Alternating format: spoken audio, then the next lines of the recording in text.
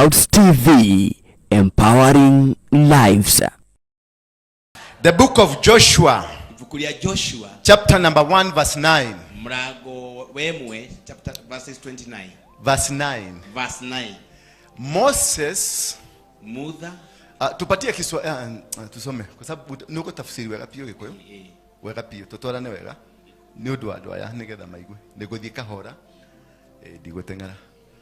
Musa chapter 1 verse 9. Here is what I am commanding you to do. Be strong and brave. Do not be terrified. Do not lose hope. I am the Lord your God. I will be with you. You everywhere you go. God is telling us that the battle is not ours.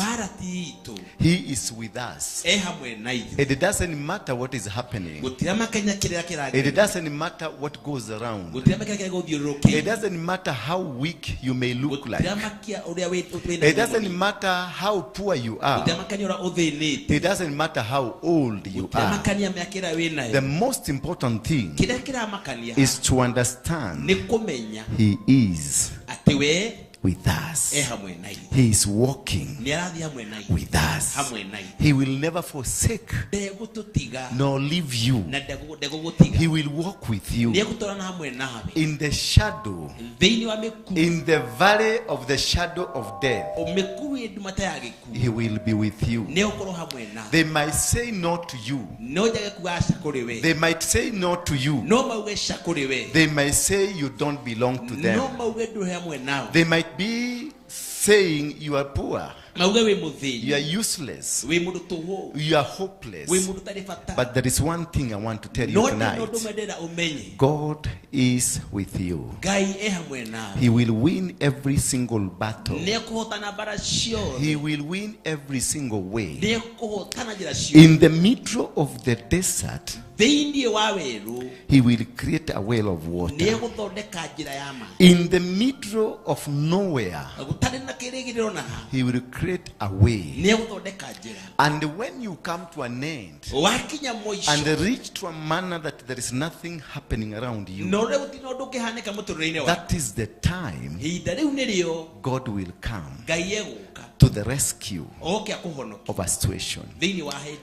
Sometimes you feel like your world has come to an end.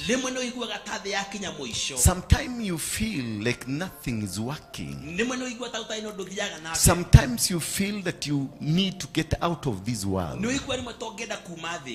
But when you have come to an end of your experiences, of your money, and of your power, and of your knowledge, and of your wisdom, that is the moment God chips in. Because God is not man to share the glory with him.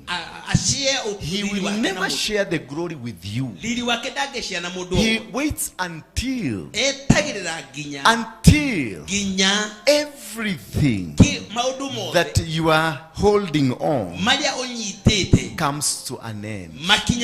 When you are hopeless, that's when He gives you hope. When you are useless, that is when you become useful. When you are at the end, that is when He begins with you. God will never walk with you when already you are walking with yourself. He will not walk with you until your legs are not doing, until your hands cannot hold, until your brain cannot work. God will never come in. He will only come in when you agree to become a vessel. And for you to become a vessel, you can only become a vessel when you are empty. You can never become a vessel When already you are being holding something. When the glass has water, they will say it's a glass of water. But when the glass doesn't have water, they will call it a glass. When a cup have a tea, they will say it's a cup of tea. But when it doesn't have tea, they will call it a cup. Until when you are alone, until you are alone, nobody's inside you, no education inside you, no nothing inside you. That is when God will start manifesting in you. He cannot manifest until you are a cup that is leaning on him. God is so perfect. God is so perfect that he loves us. When the preacher of the word, that you become the disciple to preach the gospel. Now we will be telling people where God has brought us from, where we are, and where we are heading to. That is what we call a testimony. You can never become if you don't have a testimony. You can never become if you cannot tell people where the dungeons where the devil had taken you. If you cannot tell people this is where the devil had taken me, and this is where I am, and this is now I'm preaching the word, because I was bad, but now I am not bad. I am destroying the kingdom of the devil. The other times I was building the deep kingdom of the devil, but now I am destroying what I was trying to build, because Jesus has done something in my heart. Because Jesus came to my life when nobody was to come to my life. You know, God, I want to tell you tonight that when God comes for your rescue, when God comes into your life, and when God decides to and chooses you, that he will use you, he will take you back to the book of Jeremiah verse 4, and it tells you, before you were born, before your mother and your father came together, before your grandmother, before your grandfather, before your great grandfather, before your great grandmother, before the world existed, I knew you. I had set you apart because of this wonderful word. That is why I preach the word of God, because I know I am not a faker. I am an original. I was known, I was prepared, I was sharpened for this powerful word. That's why nobody one day tried to walk with me in the streets. No. One day try to walk with me in the streets, and you'll see how I walk. I walk like this, because everybody I know is looking at me, and because I'm not like you. I'm a unique human being on earth. I'm not a real human being. I'm an angel from heaven. So you must walk angelic. You must walk like an angel, so that you become a billboard. Me, I don't need to preach. I only preach here. But when I'm outside there, I just walk, because I am a billboard. When people see me, they see God. When people remember me, they remember God. And when you are so down, when you are at the end of your life, and you see me, you remember and say, if this man God saved, I'm going to be healed.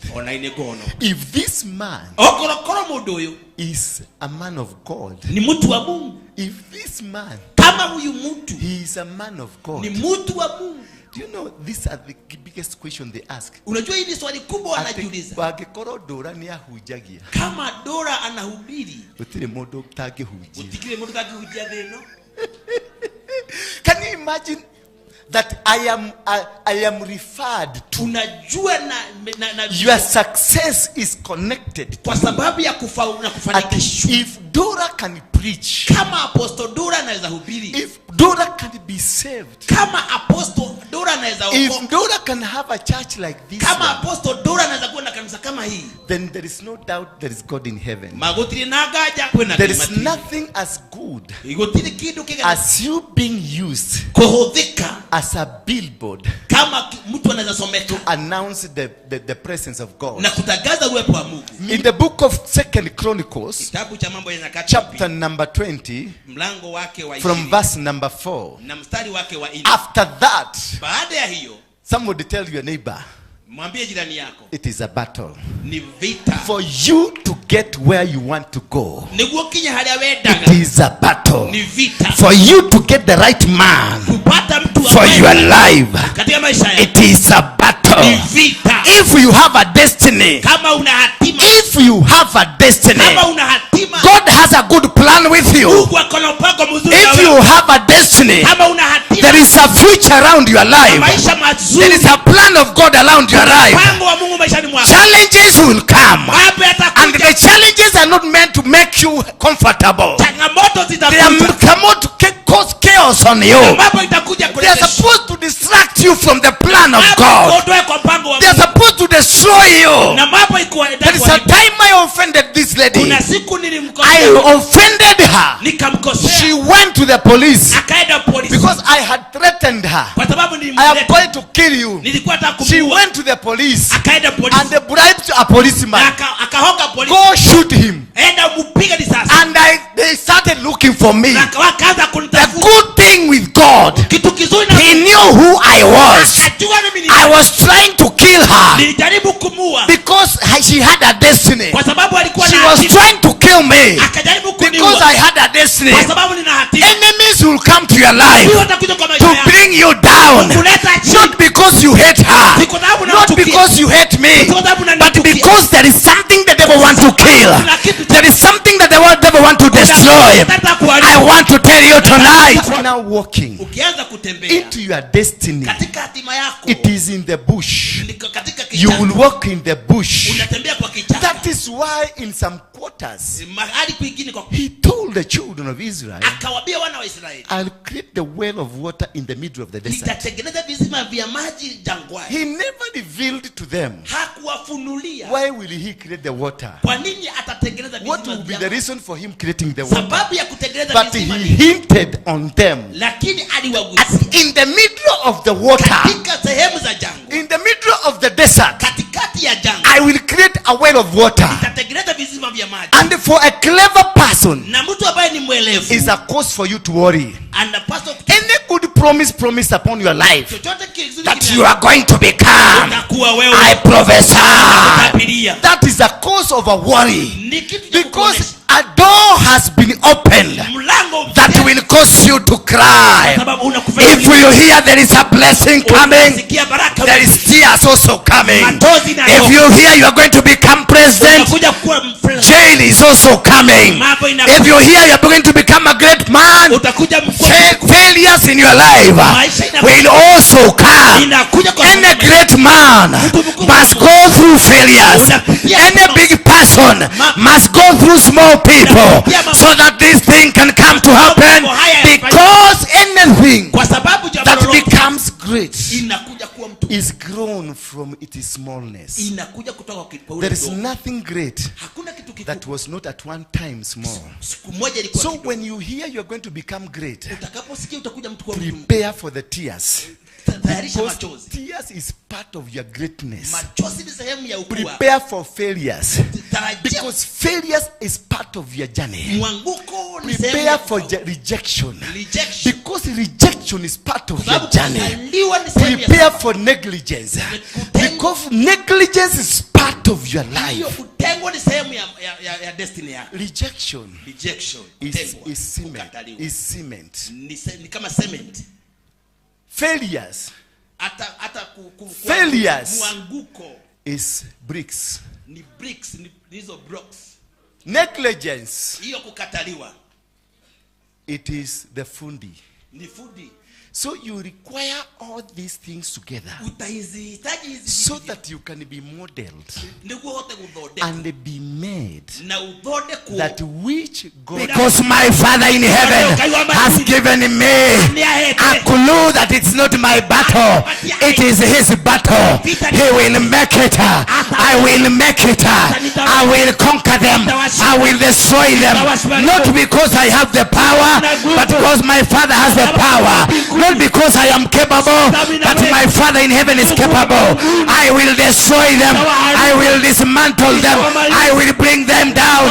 Not because I am capable, but because my Father is capable.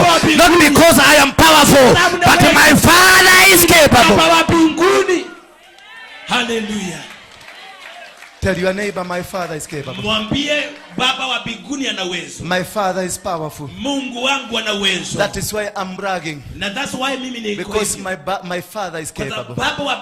Because you should not be worried, nor be dismayed. He cautioned Joshua and told Joshua that whatever is going to happen to you, you should not be worried. I am in control.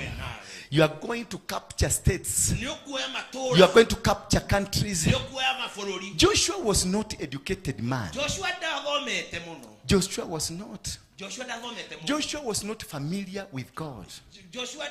Because always Moses went to the mountain to meet God. Always Moses was going to the mountain to meet God. There is no single day Joshua attempted to tell Moses, let me go with you. Because Joshua knew one secret, that I must not be familiar with God. For me to win this battle, I must not be familiar. And this is the mistake that Moses did. He met God regularly. He met, and he could even talk to God, and he could ask God, stop this, and God will stop.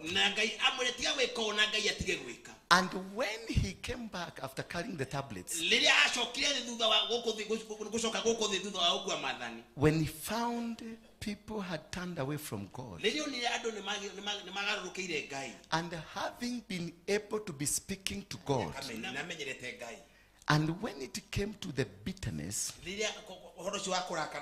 when he found people worshiping calves, and because of have been walking and talking to God, so he became God himself, and he smashed the tablet. Because already he had become God. He was equal to God. And this is what makes us fail in battles. Because nothing made Moses not to go to Canaan. It is his bitterness. The spirit of anger. The spirit of anger. He was unable to control because he was a good friend to God. And he was used to talking to God. So to him, God had become another man. And this is what cost him failure for him to get into Canaan.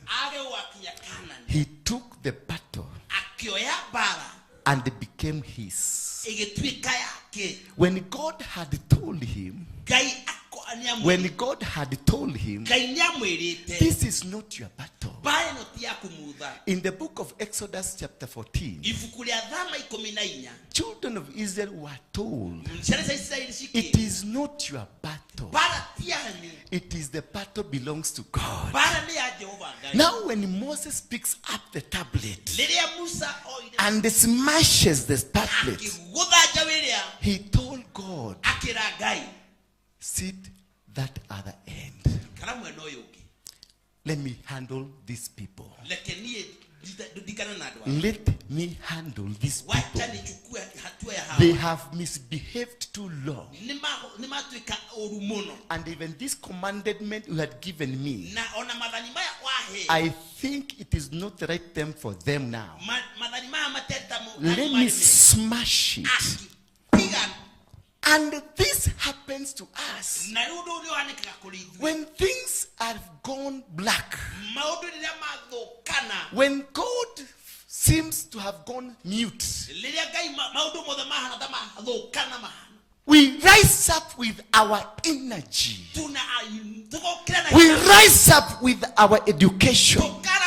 We rise up with our experiences to tell God, take a seat. I'm going to handle this. Until you come to realize that the battle will never belong to you. It doesn't matter what it is. The battle will never belong to you, because you are just but a vessel. In this verse 15, the Bible says that Jahazariel said to King Jehoshaphat, listen this message. All you who live in Judah and Jerusalem, listen. It is not your battle. It is not you. Listen. Just listen. Tap your neighbor. Tap your neighbor. Tell him, listen. Listen. It is not about you. It is not about you. It is the Lord. The Lord says to you, do not be afraid. Do not lose hope because of this huge army. In the book of Isaiah 54, verse 17, the Bible says, but no weapon. But no weapon. Say no weapon. No weapon. This is hilarious. That no weapon. Hakuna silaha. There is no weapon that is used against you that will succeed. There is no weapon that is used against you. Baby, there is no weapon that is against you. Look at me here. That no weapon that is used against you will succeed. People might bring charges against you. People, watu wanaweza kukuja. They might accuse you. They might say everything and anything against you. They might curse you. People might bring charges against you. People will accuse you. People will talk against you. People will bring you down. They will conspire to bring you down. They will conspire to destroy yourself. They will conspire to work against you. They will conspire to destroy your conscience. They will conspire to work down.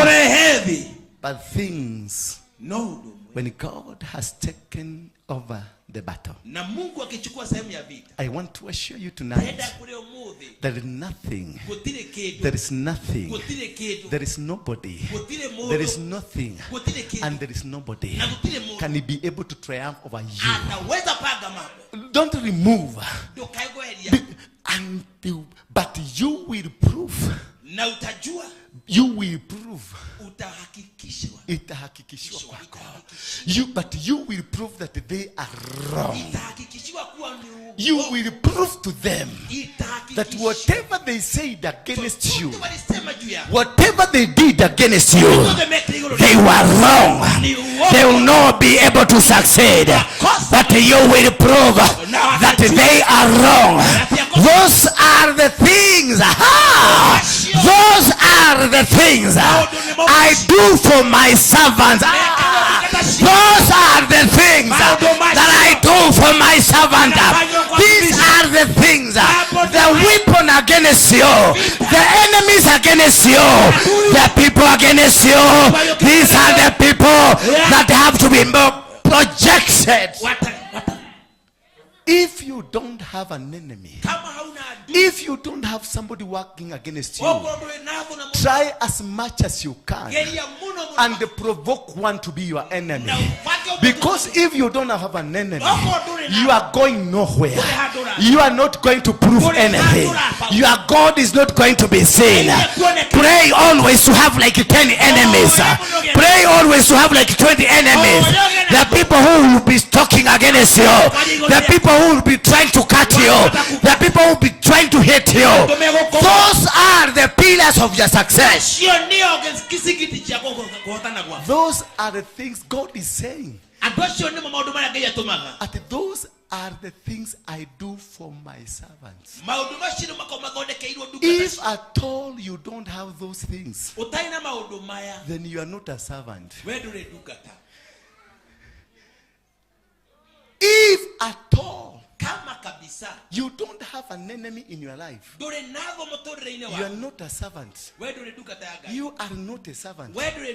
You are just chasing the goose. You are just wasting your time. You don't have a table. Because minus the enemy, there is no table. Minus the table, there is no glory of God. Minus the glory of God, there is no God. Hallelujah. Hallelujah. Amen. I make everything right for them. If you don't have a weapon against you, things will not be made right. Because there is no reason for the things. There is no reason for things to be made right. Because there is no challenge. Because there is nobody challenging you. Because there is nothing that is challenging you. The challenge you are going through tonight, the challenge you are going through today, it is not just a challenge. It is a process of God to make himself known through you. Because when he comes down, when he brings them down, you become somebody. Let us look at the book of Psalms 28, verse number 7. And the Bible says, the Lord gives me strength. The Lord gives me strength. It is God, the strength you don't have.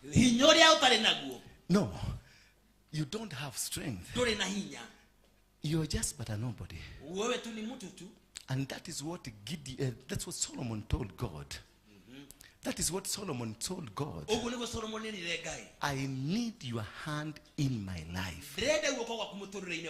I need your hand in my life. Because the people you have given to me, I lead them. I cannot be able to lead them. Because I don't have the wisdom to lead them. So God, I am seeking from you. You give me wisdom to be able to lead your people. And God said, because you did not ask for other things, you sought for the wisdom so that you can lead my people. I will give even those that you didn't ask for. When you are seeking, and when you are at war, and when challenges are so immense, don't ask for defense. Ask for wisdom to handle the situation. When people have said you cannot make it, when people say you cannot succeed, don't try to prove to them you can succeed. Don't try to show them that you are capable. Don't try to show them that you are better. No, just lay down. Just lay down. Just lay down. Because whoever that is with you is mightier than them. When Elijah tried to show to God that he is capable of doing, God told him, shame on you. There are more wisdom people. There are more powerful people even than you. And you don't know know them, you have not seen them. So wachana na panganga. Wachana na panganga. Tell your neighbor wachana na panganga, because they are more gracious people. They are other angels. They are other prophets who have never seen. You are hallelujah.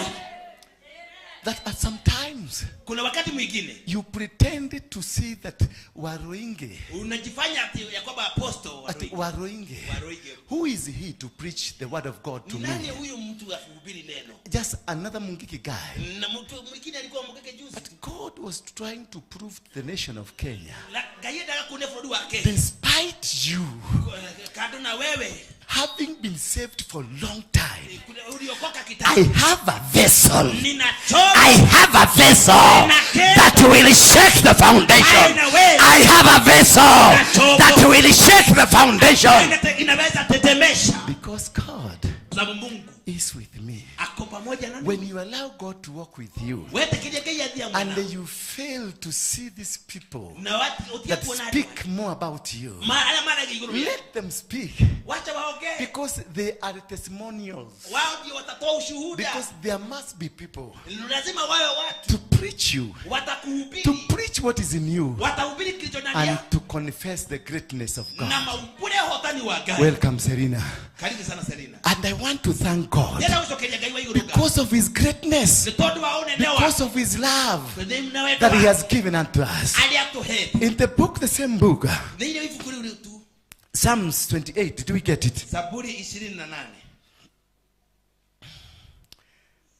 Yes. Save your people. Bless those who belong to you. Be their shepherd. That is a prayer that you need to pray to God, because God has a reason to bless you. So he's telling the writer of the psalm, he says, save your people. Bless those who belong to you. Be their shepherd. Take care of them forever. That is the prayer that you need to say when you are leading people. That bless the people, the God's people. Bless them, because they deserve to be blessed. There's some wisdomatic words that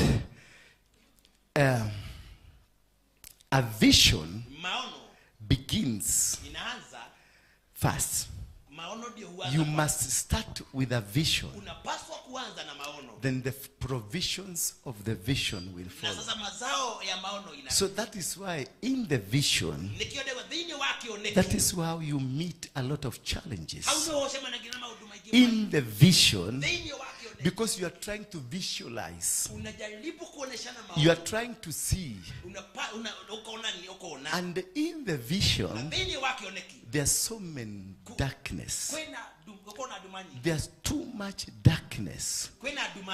When you are beginning a journey of your life, not many things are revealed to you. Not many things that you see them. When the vision begins, there is no much clarity. You don't see nicely, because it is not revealed to you by how. What God does, he gives you portions of what you need now. God gives you portions of what you need now, not what you need tomorrow, because tomorrow is not yet there. When you reach tomorrow, he will give you the portion for tomorrow. Then after tomorrow, he will give you a portion of after tomorrow.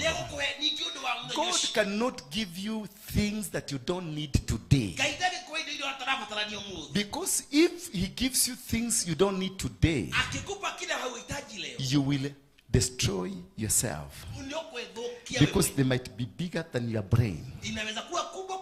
When you are doing alongside a vision, our brains are grown, our bodies are built.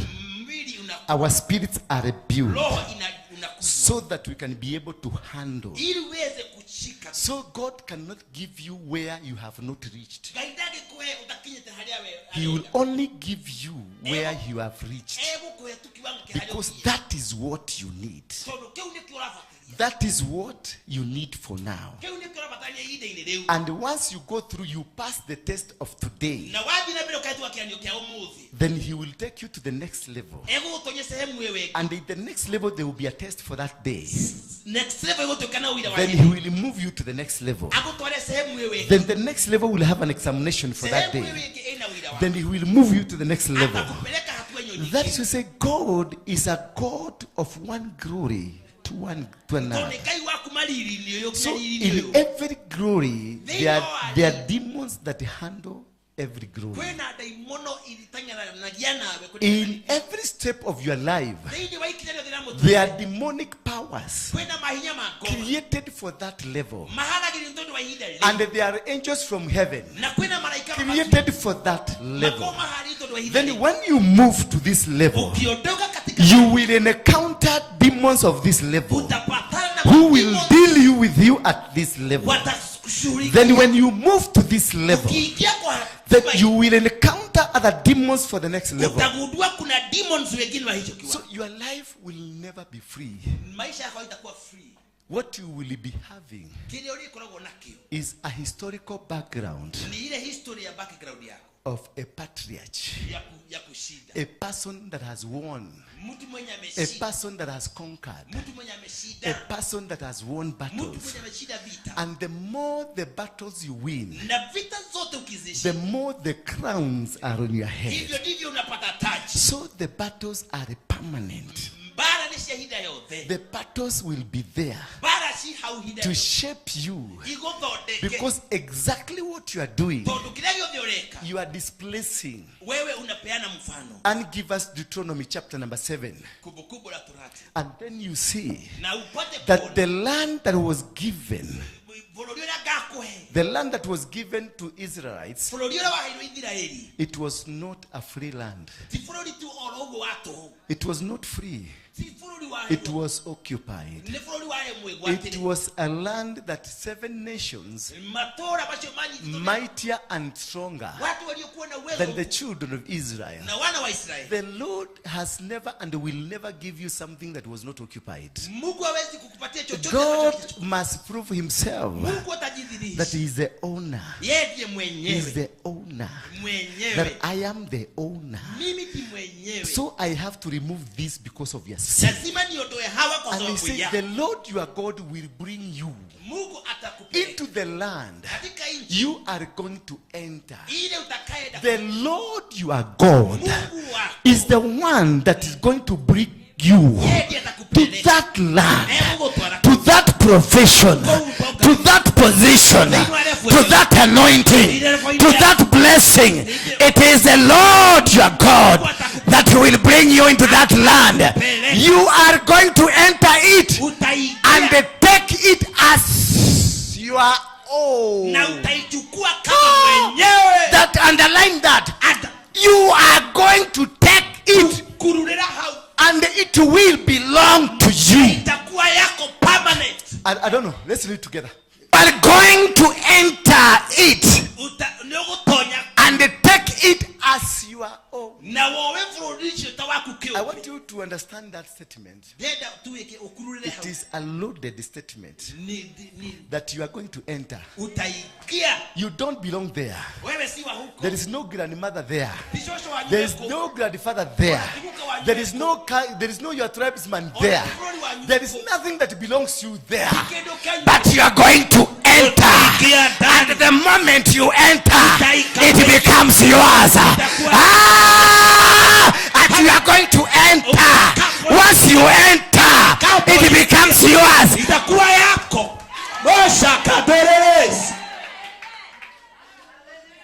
Statement 2, listen. But reserve that hallelujah for the next move. He will drive. He will. My God.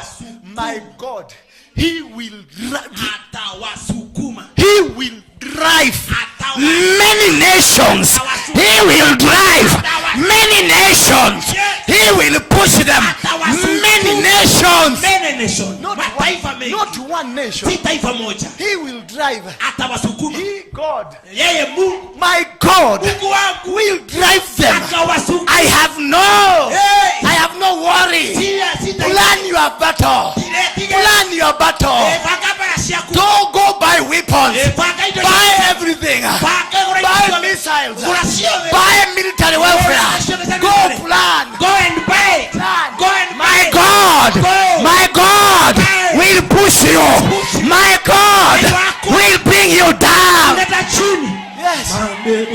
He will drive them crazy. He will drive them crazy. It is not just. He will not tell them please. Please.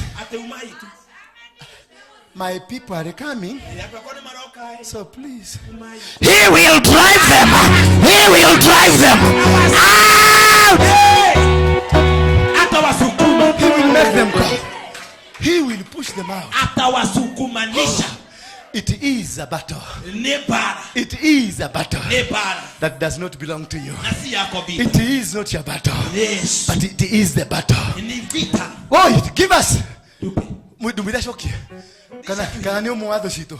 He will drive many nations out and make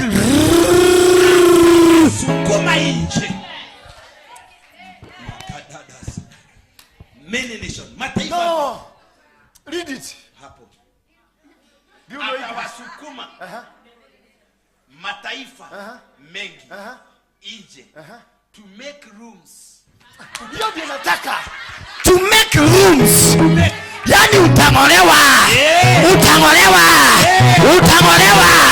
Ndio watu wapate. Utangolewa. Watangolewa. Maadui watangolewa. Watangolewa.